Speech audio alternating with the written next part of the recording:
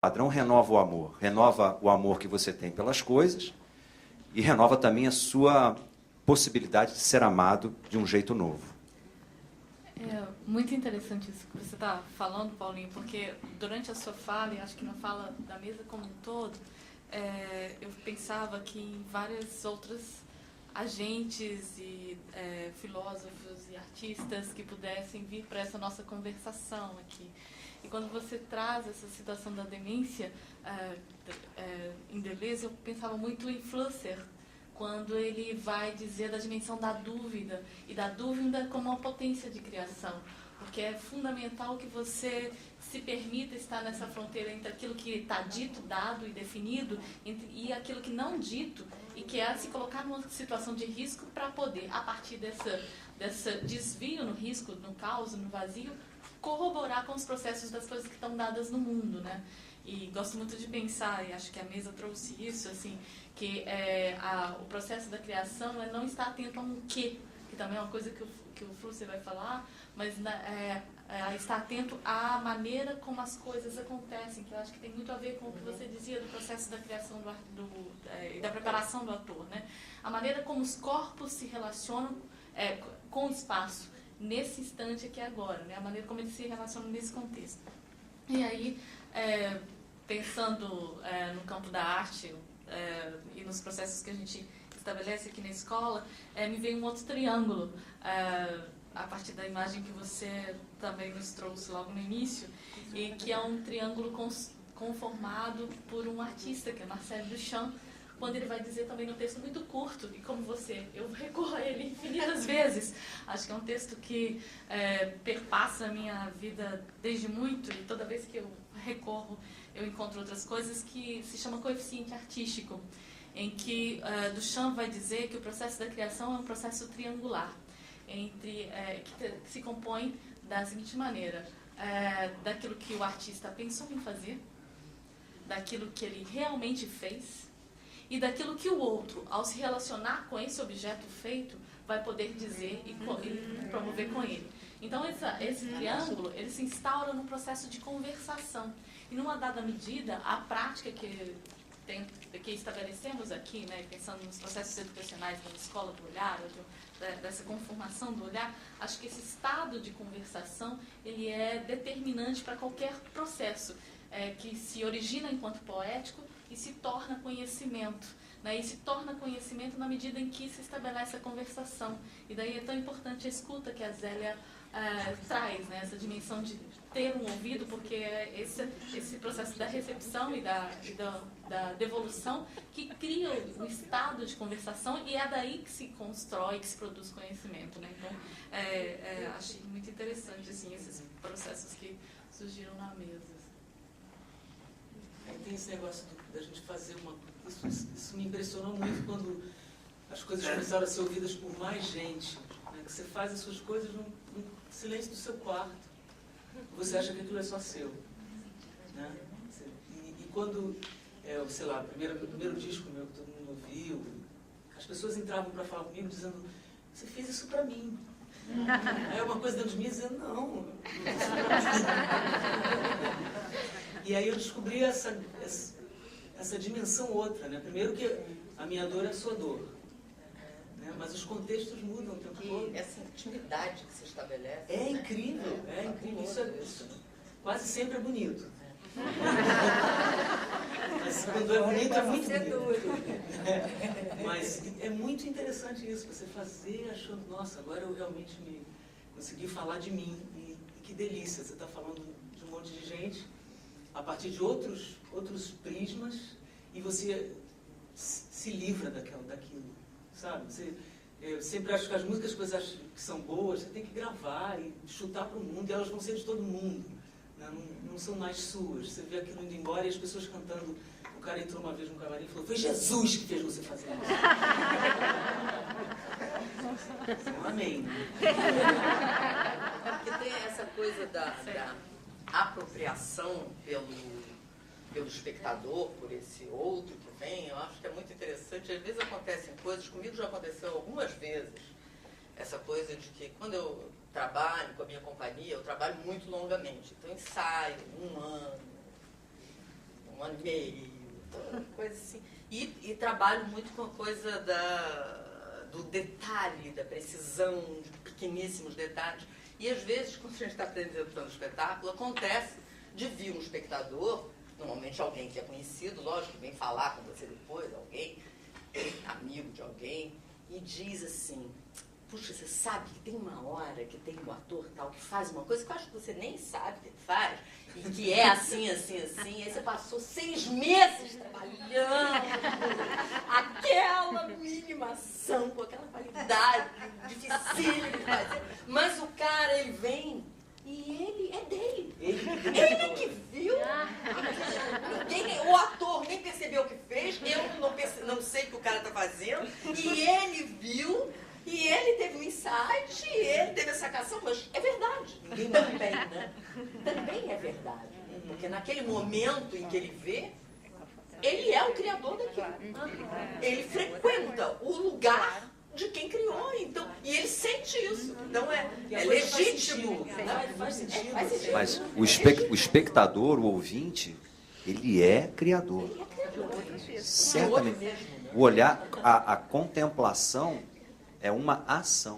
Sim, é isso que é. A admiração talvez seja o maior dos afetos, mais bonitos.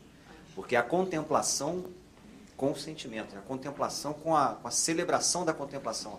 Você sentir a contemplação com o bem-estar dela, né? Você passa a admirar uma coisa, o olhar ele interfere. Porque quem está olhando só tem ele. É como se a beleza das coisas não estão nas coisas, né? Como você olha. E cada um vai olhar conforme a sua própria composição. Você falou consentimento. Foi consentimento ou consentimento? Eu vou mudar completamente. Não. Mas foi ótimo. Mas porque fala da ressonância. A verdade, outro, né? eu substituiria a palavra sentimento e também a consentimento por afeto. Que aí a gente está mais na essência da coisa. A Zélia estava dizendo, né, a respeito do que ressoa no outro, né, na verdade, né? Já está aí. Já está no bicho. Seria eu aqui. É para entrar na roda. Alô, não está funcionando. Eu posso... Luciana.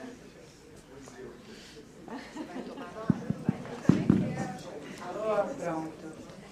Rapidinho. Na primeira passada das falas, né? Aí eu gostei muito do brinquedinho do Paulinho. Do triângulo. Adorei. Mas aí, bom, já ia colocar para você o seguinte.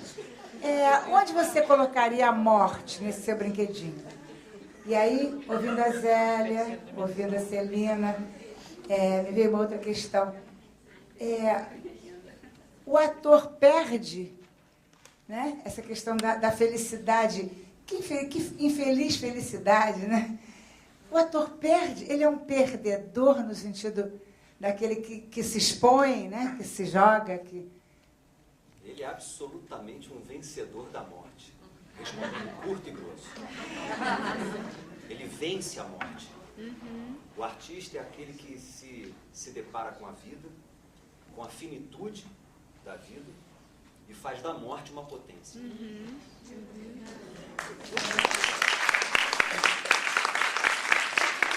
Eu queria fazer uma provocação para o Paulinho, mas eu queria também falar tanto para a Zélia quanto para o Paulinho, que o Paulinho estava falando que vocês foram lançados para vender disco, né?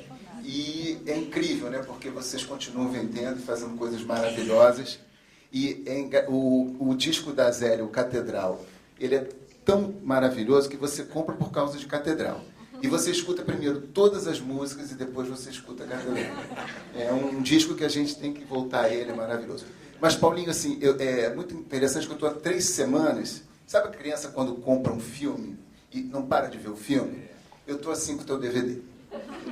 E é incrível que quando eu vou falar para as pessoas assim, olha, compra o DVD do Paulinho, mas qual é o título do DVD? Eu paro, porque o título do DVD, se não me engano, é apenas muito pouco para todos. Aí eu fico pensando, mas como assim muito pouco? O trabalho do DVD do Paulinho é absolutamente generoso, é muito, plasticamente, performaticamente, musicalmente. É um trabalho estupendo, maravilhoso. E aí, eu achei interessante porque a mesa anterior, o prato principal era o amor. E o seu DVD é sobre o amor. Que ótimo. Né? Então, eu quis provocar a seguinte pergunta. Quem ama, adorando. Quem ama, mata ou faz música? O telefone até tocou. Ela vai entender. Bom, primeira coisa, você falou do amor da outra debatedora, como é o nome dela? Adeane. É diferente, nunca vi esse nome, viu, Adeane? Não, e a gente autografa, a gente conhece muitos nomes, mas a Adeane ela falou de amor e ódio. Tá bom. Pelo que eu entendi, a gente chegou no meio da sua palestra. A gente adorou já só metade, então deve ter sido ótimo. Pelo que eu entendi, amor e ódio, embora a gente faça essa distinção com muitas coisas na vida, amor e ódio, tem sempre uma linha separatória, né? Separatista, para que a gente entenda o mundo através dessa dualidade, onde fica o bem de um lado, o mal do outro, aí o céu e o inferno, no caso das religiões. Muito e pouco, para mim, não é pouco em demasia. É como amor e ódio juntos. É a potência do muito e a potência do pouco.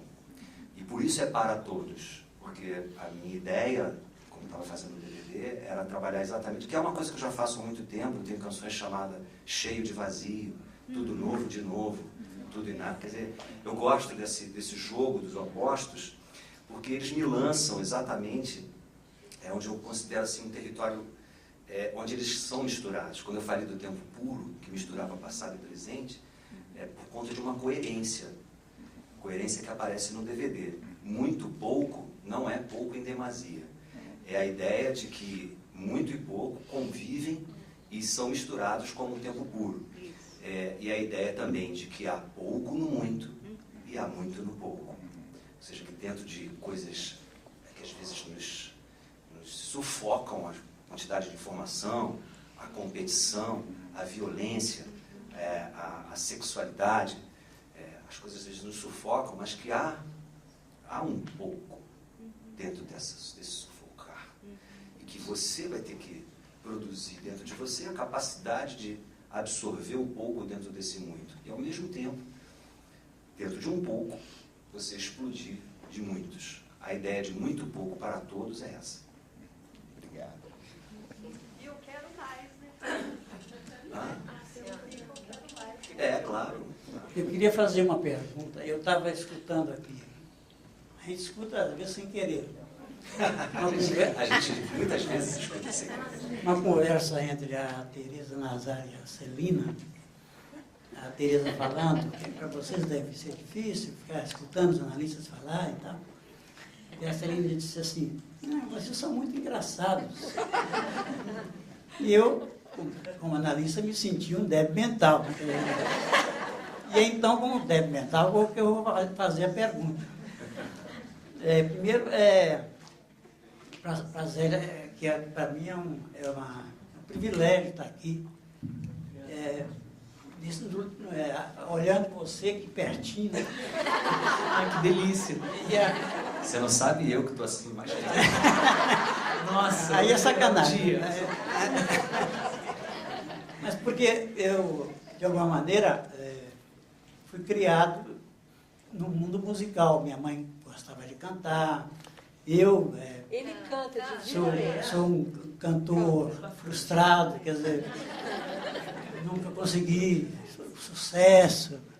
Agora, tem uma coisa, eu sempre adorei música e sempre convivi com músicos. Lá, eu moro em Brasília e dava festas lá em casa onde iam muitos músicos. Inclusive tem um músico que vocês devem conhecer, que está Hamilton Holanda, que você também é de Brasília, né? Eu fui criado em Brasília. Pois é. Então, Hamilton Holanda, ele frequentava a minha casa antes de virar. Eu perguntei para ele, teve uma vez que me procurou, ele está com alguns pequenos problemas, não fui como analista, fui como conselheiro, alguma coisa, porque nós éramos amigos. E eu perguntei para ele, porque para mim ele é um gênio, esse rapaz. Eu perguntei, como é que é para você a sua relação com a música? O que te faz compor, tocar tão diferenciado como você faz? E ele disse, a música me aproxima de Deus, me coloca em contato quase direto com Deus. Eu estou falando isso só como um comentário para na verdade, perguntar a Celina, que eu tenho muita curiosidade de saber o lugar de um diretor, seja diretor de teatro, seja diretor de cinema, porque eu estou lembrando daquele filme Melancolia, que tem uma trilha sonora do Wagner, que é da Tristão e Isolda, e aquela área maravilhosa da morte de Isolda.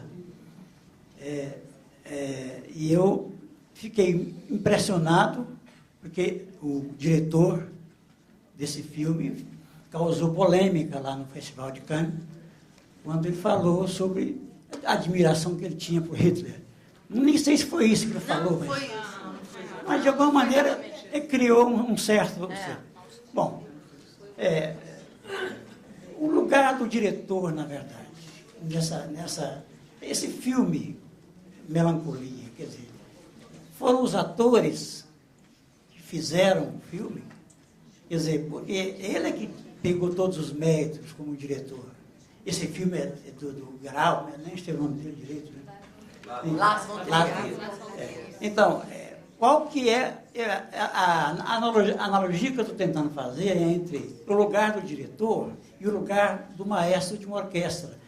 E perguntar à Zélia e ao Paulinho, qual é o diretor de vocês? Quem é que os dirige para produzir coisas tão bonitas? Se o diretor tem... você já, Paulinho, de alguma maneira, você já respondeu a minha pergunta quando você falou da morte.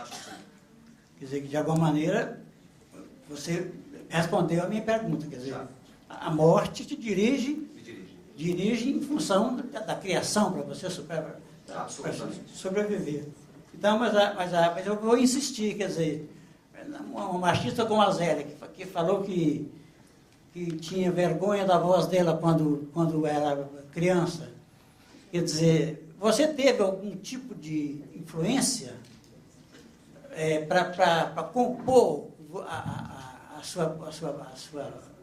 seu lugar como cantora, como você é hoje? Como, por exemplo, a Elis Regina, no início da carreira dela, ela imitava a Angela Maria.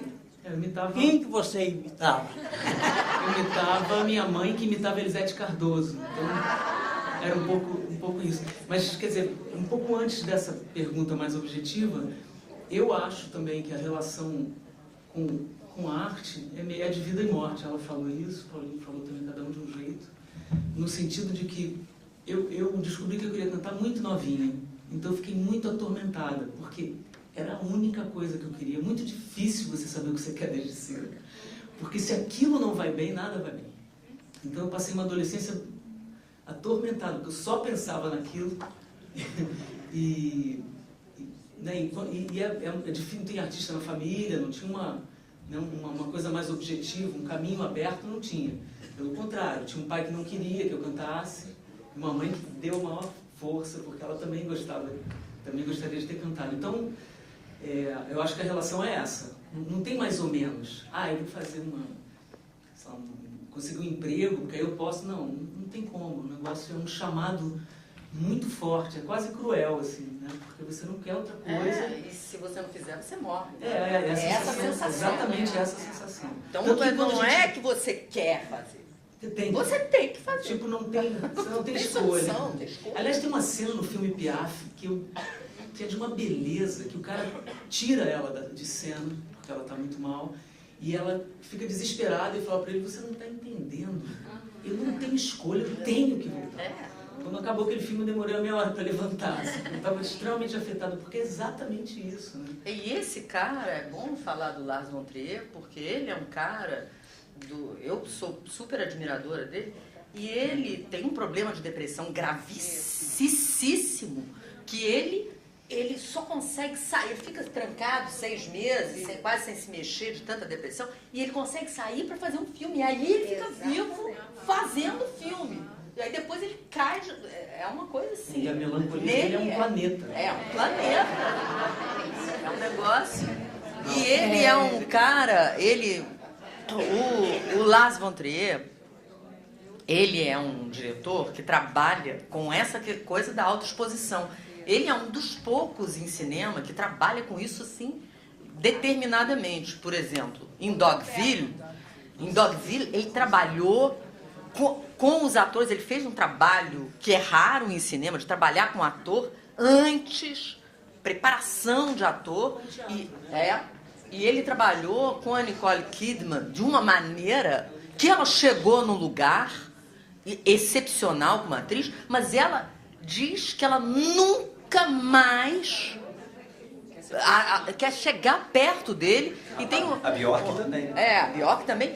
E a Nicole Kidman tem uma declaração dela de quando ela viu o filme, o Dogville, pela primeira vez em Cannes, que ela sentou na plateia para ver junto com as pessoas. E ela disse nas entrevistas que ela ficou horrorizada das pessoas verem ela daquela maneira. E ela é maravilhosa no filme. Mas ela se horrorizou e disse, não quero fazer nunca mais isso. Porque, exatamente, ela estava num estado de autoexposição.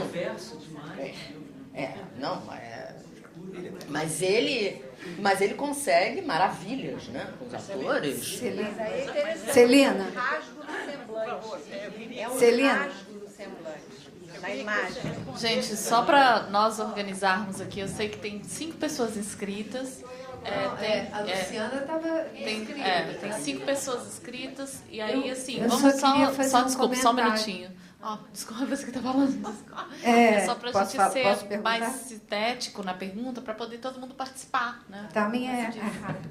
Eu queria fazer só um comentário para enganchar nessa pergunta que foi feita, assim, porque me pareceu que essa autoexposição tem algo desse olho que se lê, né? E que porque se lê pode seguir em frente, assim, né? Porque eu acho que isso tem mesmo para aqueles que não têm um diretor, né? Quer dizer, você precisa de certa forma se ler, né? Para poder seguir e se deixar levar, né? Também. Não é uma coisa séria. Possivelmente a insuportabilidade para Nicole Kidman de se ver ali é porque ela não tem essa dimensão que eu estava falando do eu. Então, quando ela vê esse outro olhar, ela entra em pânico, porque ela não se preparou para isso, ela não tem isso estruturado. Porque do olhar que essa surpresa. exatamente. Não, é porque ela... E aí, ele, nesse sentido, ele é meio selvagem como diretor, né? Porque ele faz a revelia do cara. Mesmo que o cara não queira. Mas esse selvagem, pegando essa trilha, né? Desse amor pela dificuldade, né? E que tem que doer. E se não doer, não está valendo. O que eu queria perguntar é se isso, Zélia e Paulinho, não é para qualquer arte, não só para o ator. Se isso não está presente em qualquer manifestação artística, né? Se isso não está presente, inclusive nisso que o Paulinho fala, de quebrar o padrão. Porque se aceita a facilidade, não há como quebrar padrão, né? Entender a sua pergunta, Luciana? Eu quero continuar na mesma linha, né? Assim, é porque eu estava pensando, Celina, também, assim, nesse lugar com a relação ao analista, né, e do diretor, porque tem sempre um forçamento, né? Assim, tem uma solicitação de um pouquinho mais, né? Me dá um pouco mais. Sim. E tanto no lugar de analista, quanto no lugar de analisante também. O artista pede sempre um pouco mais de si. E a minha dúvida, assim, tem assim, dá para aprender pelo amor, né? Vai aprender pelo amor ou pela dor? Não tem essa frase? Né? É só pela dor? Precisa passar pela dor? Doer, né? Assim, Eu acho que tem os dois. Amor e dor. Sempre. Porque eu fiquei pensando desse... isso de quebrar, né? Porque tem um limite... qual é o limite, né? Amor, assim, desse forçamento? Amor, que eu chamo de amor verdadeiro, ele é duro. Tem uma dureza. Né? Não é amor romântico, meloso. É um... Né? Mas o lúdico, da lei, né? O lúdico, assim, alguma coisa mais, né? Alguém estava falando da dança, né? O esporte, às vezes, ele faz essa coisa, do forçamento ao exagero, né? Porque precisa do primeiro lugar, né? Então, tem essa quebra do corpo. Mas a gente vê isso na psicanálise também. Um forçamento que sintomatiza no corpo, ou que... Né? Alguém estava dando um exemplo da Nicole Kidman mesmo, de não se reconhecer, um certo abuso, né? Uma sensação depois de desconhecimento. O amor pela dor. E outra pergunta é assim, porque você estava recortando, Paulinho, assim, num determinado momento você sentiu uma liberdade, uma possibilidade de uma ampliação para ir para outros lugares, né? Sem essa determinação de um único lugar, né? Assim, esse é a margem de liberdade que a psicanálise se propõe, né? Você não ficar prisioneiro de um sintoma, né? Assim, eu fiquei pensando, por que viés você passou para a liberdade, né? Assim, onde isso se abre, onde as outras cenas se abrem e você pode experimentar outras coisas? Bom, primeiro eu queria dizer que a gente já nasce, que o parto já é um processo de dor e de amor ao mesmo tempo. Então, acho que a vida que se origina assim, ela será assim